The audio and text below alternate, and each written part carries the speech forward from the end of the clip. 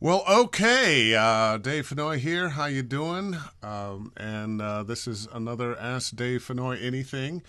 And once again, we are giving Ecamm Live a try. I have done tests. It has worked. And I'm trying to check it out here on my laptop. And is it going? It doesn't. Ecamm Live. Oh, there we go. I have done Cool. tests. It has worked. And I'm trying to check it out here on my laptop. And is it going? Well, and seems to be going. I was checking out It there on is. my iPad. Excellent, excellent, excellent. And as promised, I've got a special guest, Tim Friedlander. And I'm bringing Tim on for a number of reasons. We're all hunkered down in our home studios. And by the way, you can make your comments. And I'm wondering what's up with that. I'm not seeing comments. And I'll turn that down. And I would hate to have that happen again. That the comments weren't coming in. But if they don't, we will plow ahead because I think people are listening in. Um, we're all hunkered down in our home studios. We've got the quarantine, and I saw this business go from we're going out to studios to you better have a home studio in a week. And not a lot of people, a lot of people do have them, but a lot of people who have them don't have studios that are quite up to par, and also don't have studios that can connect. And we must have studios that can connect. So I'm bringing on my buddy Tim Friedlander, ladies and gentlemen. Woo! Yay, Woo! yay. Now, Tim, you started a thing a while back, Soundbox LA, Mhm. and just in the last week since the lockdown of folks, you have Yeah. figured out how to get almost anybody with any kind of uh, home studio to be able to connect anywhere. Yeah. And that's pretty that's the simple version of it. We can connect anybody to anybody for the most part. And I say for the most part because we haven't tested every combination of Mm-hmm. these connections. Um, our main tests, our main goal to start with was to try and source connect to ISDN to give an ISDN bridge. Mm-hmm. And because a lot of people, that's the one thing that you can't get, or is very hard to get, or is hard to do. And out of that process, from what we were able to put together, we discovered that we can essentially just connect anybody to anybody as life Well, with any service. I tell you, one of the things that I noticed Mm, was that I had ISDN for decades. yeah, yeah, And one day I got a bill for $800 for the right, month, and right, I told them at that time, I said, "Well, you know what? I'm done. yeah, exactly. I'm Yep, not going to happen anymore." And so I'm not paying this bill, and yeah, please disconnect me. And I have a couple of well, I had IpDiddle for a little bit, hmm, but I wasn't using it, so I let it go. yeah, And I had never ever been a fan of Source Connect. I had tried it when it first came out, and of course, it wasn't working that well, and I left it alone. yeah, I have worked with Connection Open, which is mm, still new. Not a lot of people know about it. It really works well, and they've yeah. just gone also to an iPad. So Oh, nice. yeah. Okay. Um, but most people are working with Source Connect. Yeah. And as you mentioned, that has been an issue. How do you connect with studios everywhere? I had a Source Connect session today, Yeah. and it went just great thanks to your Mm. help. Okay. The other day, Yeah. Yeah. I redid some things in my studio. I switched over to Universal Audio. I had an Inbox Pro Right. was my interface, and it was FireWire, so I had a connector from Thunderbolt to something else to something Right. else to FireWire, and I said, well, let's get this Yeah. taken care of, and really loving the Apollo twin that I've got. It's working wonderfully. So, what do people need to do? How are people going to connect? Well, a few different ways. Let me just back up a little bit and say that this is something we posted on the website, is that we recommend that everybody get Source Connect, get it set up, know how to use it. We're not a replacement for Source Connect. We're not trying to be a replacement for Source Connect. We're here to help fill in the gaps that maybe some people can't get Source Connect working, or they need Source Connect to ISDN. So we do recommend still that everybody gets Source Connect set up and running. You should have it as a studio. It's $35 a month, $75 setup fee. There's a little bit of a process to get it set up, so do it early, know how to use it, make sure it's set up and ready and running. Do it early, do it often. Yes, exactly. And beyond that, it really just reach out to us and let us know what it is that you need. What do you have? Who do you need to connect to? If you don't have anything, so maybe it's a rush, something that's rushed. You're trying to get Source Connect set up. You don't have it set up. We can provide the connection using either. Well, actually, I'm going to look at a connection opening because I haven't looked into it yet, except for music. But if they have an iPad version, they're going to be, as far as I know, the only. Well, I guess you could use like Bidalgo Call. I haven't used the other ones yet on an iPad or an iPhone. But currently, Source Connect you can't use this, and maybe George will pop in at some point and correct me. But I don't believe you can use it on an iOS device or your Android or anything. It has to be the app on your computer. Yeah.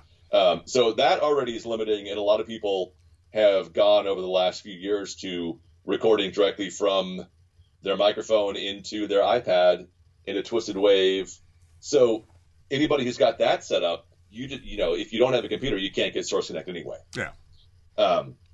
So essentially, what we're doing, and we're using, our combination of Bidalgo Call, Session Link Pro, Source Connect, IPDTL, Source Connect Now if we needed to. I notice clients and agents in their notes to you. You must have Source Connect. They don't want to work with you if you got Source Connect Now, which is the cheapest version. What's the problem with it? Source Connect is Source Connect itself is an app that runs on your computer, so it's computer based, runs on a different type of codec or different type of architecture. The Source Connect Now is browser based, and it's going to run off of I believe the Opus codec, which is what's going to be the platform that's going to run off of it. So it's just the underlying architecture is different. You can't connect Source Connect Now to Source Connect. I don't know we're working all the connection possibilities. So I don't know exactly what you can do. I believe if you have Source Connect Pro, that you can connect that to Source Connect Now. But normally it's Source Connect Now is going to connect to Source Connect Now. Source Connect Pro or Source Connect Standard and Source Connect Pro can connect to each other, but not Source Connect Standard to Source Connect Now. Okay. So just skip over the Now and go straight to. Yeah, definitely. And again, download Source Connect, get it installed, have it, know that it works. If you have Source Connect that needs to get to a client that doesn't have Source Connect, or you have Source Connect and you have to get to ISDN, or we do a lot of work with clients in Germany, and they use Session Link Pro. So if you need to get from Source Connect to Session Link Pro, we can get you from that to the other.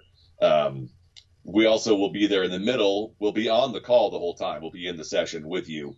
So kind of like what we do in person, if you come in here for the studios, one of the things that I think that really is great for the studios is that we're 100% talent owned and operated. So all of us in the studios know what it's like to be on both sides of the mic. Yeah. So we kind of know what to anticipate from a talent side of things. We know what to anticipate from the production side of things. So, we're able to hopefully help people like, hey, we got you. It's cool. We know what it's going to be like in this session. Don't worry if it's silent on the other end. This is what's happening. Hey, you need to adjust the mic. Somebody who hasn't done this before, we know how to walk people through the process. Same thing with the connection services. All of them they're all great, but there's no real. Don't have anybody holding your hand to walk you through the connection and help you get set up. Be there to make sure that it goes well. If there's any issues, the clients and talent, it's if you have a client working with for the first time with a talent working for the first time, there's nobody in this equation that has the experience to handle the text if something happens. More often than not, the client has an engineer, don't we think? May have. We through this whole process of our experiment of our testing this, one of our the studio in Colorado was dealing with this with one of his clients. Is that his producer, who normally would go into a studio, is now working from home and trying to then connect with the Colorado studio for the work there, and then on his side through himself trying to connect with the client that he normally would do, that an engineer would normally do, and loop back and feedback and connections dropping, and the client hearing the talent, but the talent not hearing the client, or the producer hearing everybody but one person not. So part of this is that it sounds simple. It's like, oh, well, let's just connect, everybody can hear everybody. Yeah, it's not that simple. And the more we got into it, the more we realized how not simple it was. And personally, I'm like, oh, cool. Let's sit down on a Saturday. Maybe by Sunday or Monday, we'll be able to do this. Yeah. 10 days later, we felt comfortable enough to be able to say that we could do it after running. We ran a day's worth of tests with people in New York. We ran a day's worth of tests with people here in LA, a few people around the country on various different scenarios of where we were in that chain, and how it would all work. And by the time we got to the end of it, it's been running great. We haven't done any booked sessions yet, so we've been helping people out. Yeah. I think it's safe to assume that right now, if you've got a studio that you're connecting to that's open, which is what I did today, that the director and writer who may be there are in a different location. Exactly. So you may have a studio where the engineer's going in, he's working by himself, he's connecting to you, and the person directing, the person who wrote it, and usually those are the two people you hear from, maybe a client, are connecting with them via phone and then listening in.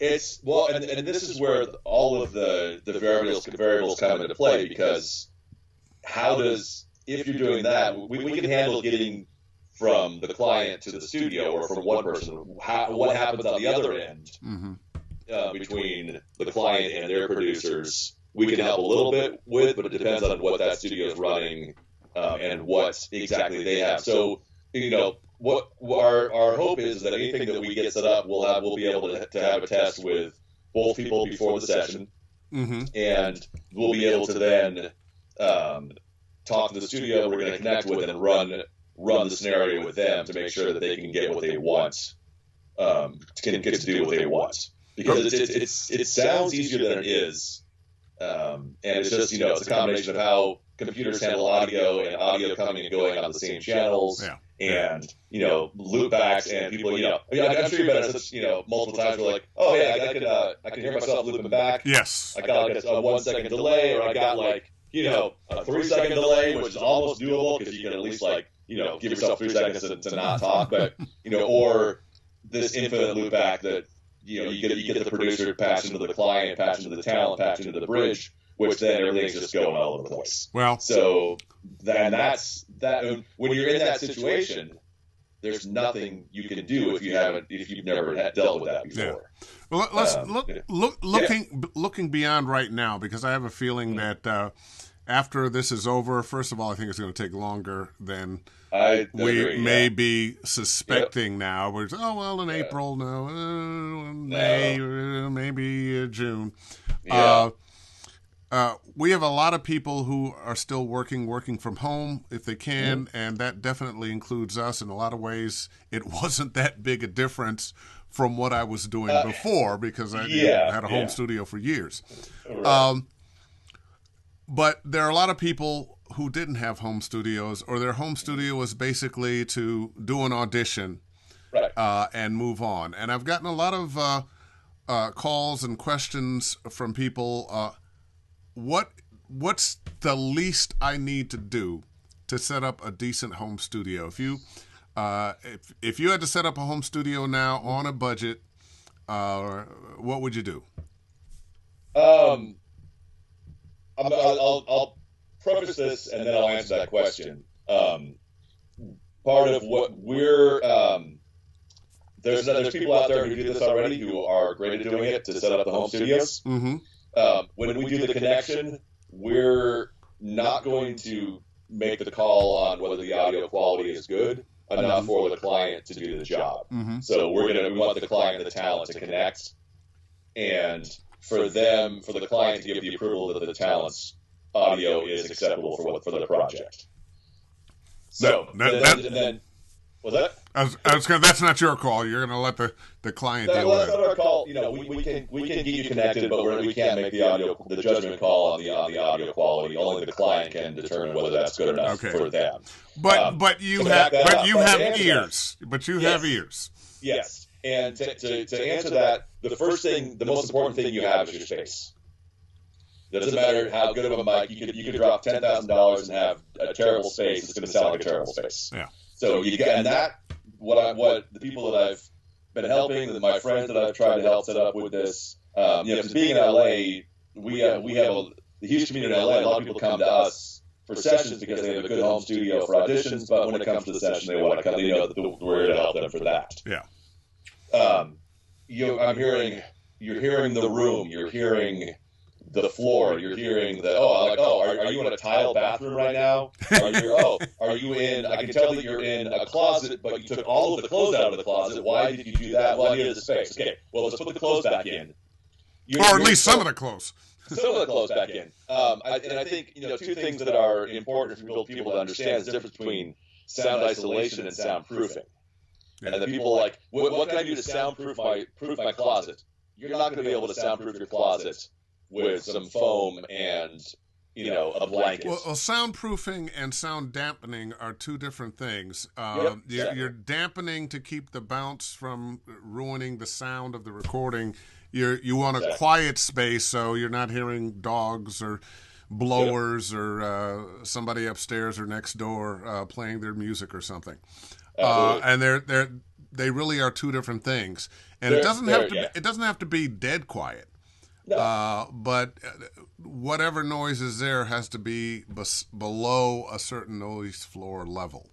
Yeah. Enough that it doesn't. When you get it up to normalize it, get to the levels that you want, that you're not boosting all of the the ambient sounds as well. Somebody with neighbors upstairs or downstairs that like to play their music, or they're walking around upstairs and boom, boom, boom. Yeah. What would be the solution? A booth? Move. I just got the phone. I got the phone with somebody yesterday, and he was like, "So I just had my studio bricks installed, and I went into work, and I could hear my family." Yeah. And we talked about it. There is, unless you're going to be like, I think 4th Street Studios in Santa Monica, I think is encased in like 4 feet of sand.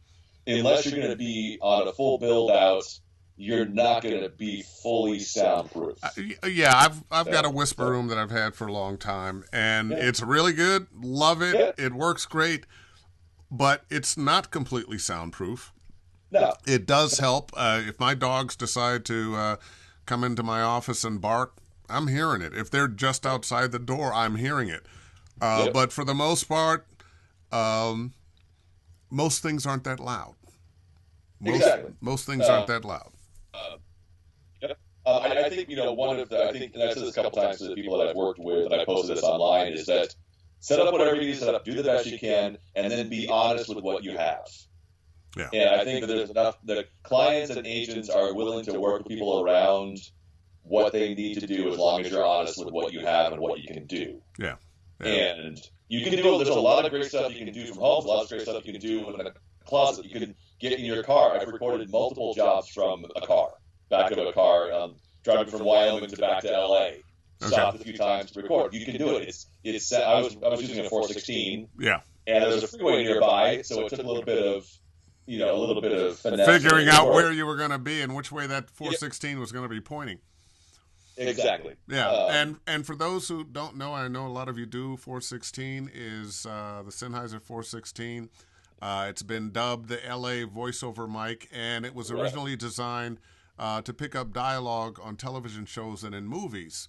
And it's a long, thin microphone that you point at someone, and it doesn't like to listen to things that are outside of that range at what it's pointing at. It tends to not hear the things on the side of it, only the things directly in front of it, which is completely different than your typical condenser microphone. Yeah, you get anything like like a U87 or any kind of condenser mic, you're picking up everything. So hence, a great mic is going to be terrible in a bad room. Yeah. It doesn't matter how good that mic is. So now you're going to pick up everything in that room. So it's, there's this rush and this jump. I got to buy a Neumann. I have to buy this. I have to buy this. Look at your space. And as I told, I credit Dan Leonard with that, because he and I have been, back and forth on this, and I've acquiesced to start with the space. Yeah, you can't fix everything in post. Start with your space, and do that right. It's so true. Yeah. It's so true. It's so true. You need a quiet room, and you need to keep the sound bounce down, and the room has to fit the microphone. And although the Neumann U87 is a legendary mic, it is notoriously fickle about the size of the room. If the room isn't big enough, it's going to sound tinny. Yeah. Whereas the 103 with the same capsule, you can put in a smaller room, and lo and behold, the 103 costs less. It does, yeah. So what you pay for a microphone doesn't necessarily mean that it's going to work for you. It may be a great mic, but it's got to be in the right place. The right mic is the one you have, and the right mic is the one that's right for you. Yeah, absolutely. And that's going to be different for everybody, and it doesn't have to be. It doesn't have to be a $3,000 Neumann. Some people don't sound good on a Neumann, on a U87. Some people don't sound good on a 416. You got So, what is the right mic? What is the right interface? What is the right this? It's so subjective, and so it's very hard to just jump out and say, get this mic. Go buy this and this. Yeah. I always look for a mic that's accurate. And I actually think people worry too much about, what do I sound like on this mic? This mic is no good for me, because oftentimes what you're hearing, you actually would hear in another mic, but because it's going to color things a little differently, you like your sound there. And maybe what you didn't like was the accurate portrayal of your sound. And that can be fixed with just a little EQ, usually. Or just, live with it. And by that, I mean, it's going to sound the same thing if you get an instrument, like you get a new guitar. You're used to what your old guitar sounds like. Like, man, this new one sounds terrible. A week later, you're like, I love this. How did I ever live without this thing? Same thing, every time I switch microphones in my booth, I'm like, it sounds so bad. And then, 5 minutes later, I'm like, now you hear it the way now I'm hearing what I'm hearing. I go both ways with that. I've got a mic collection, and sometimes I'll change that mic out, and instead of sounding better, it sounds worse, and sometimes instead of sounding worse, it sounds better. And sometimes, usually it's 416 I'm using, and I'll go months and months and months, and then go, I'm just not liking the sound of that. Oh, let me hang the 103. Let me hang this other crazy mic that I bought that I saw someplace. And exactly. So it goes. So now, with people trying to put studios together, you've got enough on your hands trying to connect them to the world. Is correct? Yeah, well, absolutely. And there's guys who do this. Oh, absolutely. That have been ready for this. I'm helping. I have some friends I'm helping out if they call with some advice in the pinch, and then I send them, to somebody. Yeah, well, I'm not adverse to mentioning names, and George Whittam has been doing this forever, and a couple other names that you would mention to help folks get George, a studio. Dan Leonard. Dan Leonard. And only because of the guys that I've worked with that I know, and not to say that there's other people out there, the names that come across that I've heard. I just don't know them And if you find somebody, who you trust and who's worked with them and can help set it up, then great. Go, Tim Tippett comes to mind. Tim Tippett. I don't know if you know Tim. Did you hear that? Yeah, I heard that. The police are coming for me. I don't know. Tim and I know each other well. Okay. Yeah. Okay. We know each other well because we first met on Facebook, I think 5 years ago. Somebody meant to tag Tim Tippett and tag me instead.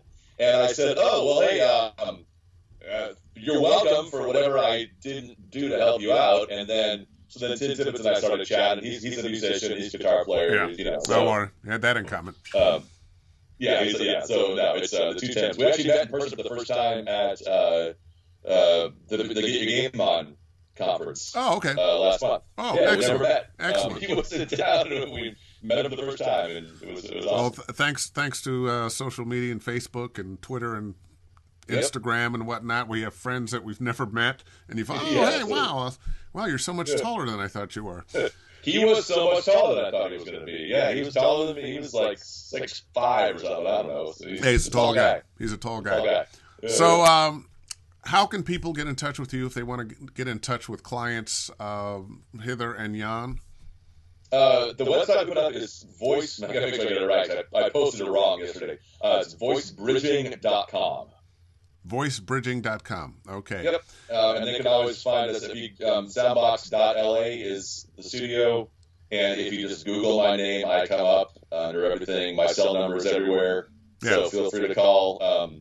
I lost my credit card today, and some guy found me online and called me to let me know he had my debit card. And I just put your name, the graphic there, so they can spell it. It's Friedlander. Friedlander. It's like Friedlander, yeah. That's how I know there's telemarketers that somebody's calling him. Mr. Friedlander there. Nope, you got the wrong number. Mr. Friedlander. I get those calls too, Is this Dave I said, you don't even know me. Goodbye. Exactly. Well, listen, any other tips on connecting studios, services that Soundbox provides that you want to mention? I'd say I think at this point, one of the things that we were trying to do was just give everybody a chance to breathe and take a step back and not, there's a lot of pressure. I think that when this looked like it was going to be a couple of weeks or a month long, that it was like rush, let me get everything out there. And yes, you got to get up and running. There's clients who need jobs. There's people who are working right now. Rush and get it done. Don't do that at the expense of going out and spending a lot of money to have something that's not going to be right for what you need. Yeah. And hopefully with, if you have a good space that you can record in, get that first. Source Connect is not going to be a solution to a problem if you don't have a good studio. If you don't have a space you can record. Source Connect handles one problem. That's connecting via the internet. And I'm just going to mention it again. Connection Open is also a very good solution, and I know a lot of people that like IpDiddle. IpDiddle is my main. I use that for all my ICM, my phone patch. That's my main connection service that I've used. I started using Session Link Pro about a month ago. It is awesome. Session Link Pro. And I learned that from the Germans. They use it in Germany. From the Germans, I learned from the Germans. Right. Session Link Pro. Session Link Pro, exactly. I'm writing that down. Yeah. Now let me ask you that. What's the cost for Session Link Pro? It's €44 a month. I think is what it is. About $60-$70. Yeah, but it's limited in that you can only connect. I guess it's like Source Connect. You can connect with one other person on it. Okay. But it has video capability, and we actually did an ADR session from our studio to Berlin, and they controlled our studio from Berlin. Oh, excellent. So I just sat back and let them control it. Well, let me talk some hypotheticals here with you. At Soundbox, do you have enough room that you could do animation? Multi-voice sessions? We do. We have 6 studios now, 6 locations. The biggest one is mine in Hollywood here, and we actually, right before we shut down, the last day that we were able to have clients in, we did a 6-person ADR session, loop group in there. Okay. Well, listen, I want to do something with you. I want to do a Connection Open session with multi-talent from their own home studios.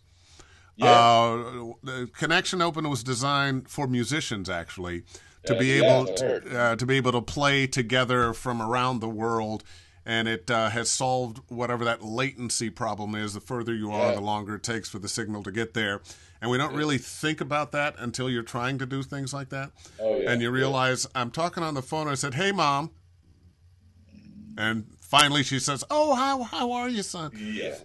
Or what's worse is like just the millisecond delay where you're trying to play in time with somebody and you're just like, I can't figure out who's missing the beat here. I can't even figure out what's happening. Yeah. That's worse. That's worse. Connection Open solves a latency problem, and I'm thinking most of these ways to connect are designed for one talent, one producer. Mm-hmm. Yeah. This is designed for more, and I'm gonna get you on. We'll do a session with Connection Open with several voices in some kind of animation or game thing. And we'll set that up. We'll do that in the next few weeks. Yeah, that'll be awesome. Cool. Listen, Tim, you're one of my favorite people in this business. Awesome. I love what you're doing. You tell people all the time the voiceover community is the most supportive of I think anything in the industry, and you're just a prime example of that. And I want to thank you for coming on, and for the times you when I've called you up, you've given me a little help with stuff. We'll talk about that Connection Open thing. And once again, Soundbox LA.